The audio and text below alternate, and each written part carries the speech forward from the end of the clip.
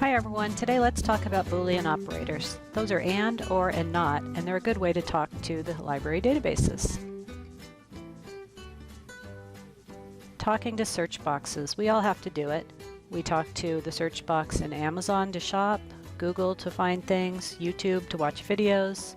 The library databases run on search boxes too. So our topic today, how does the media body shame women? We want to find articles for that to write a paper on it for English. In Academic Search Premier, we type in, how does the media body shame women, and it tells us our initial search did not yield any results. How can I make it understand me? How do we make it understand? Of course! I need the power of Boolean. We need to use the language the database understands. One of those is Boolean. All that means is and, or, and not. Those are words that help it understand what we're looking for. Think in terms of keywords. In our topic, some important ones are self-image and social media. The Venn diagram is showing the intersection of those two concepts. That means we want the articles that include both of those. Those are going to be very targeted, and they're going to address our topic better than the others. And limits your result set. It makes it narrower. The more words you combine with and, the narrower your result set. Or does the opposite. Or makes your result set broader.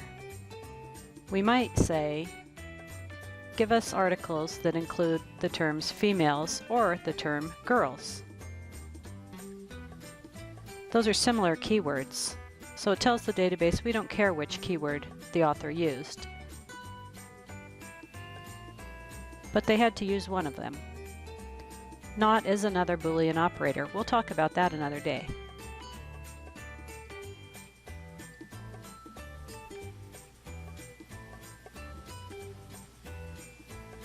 Let's put everything together and see if we can come up with a good search term for our database. Let's put it all together now and find some common understanding.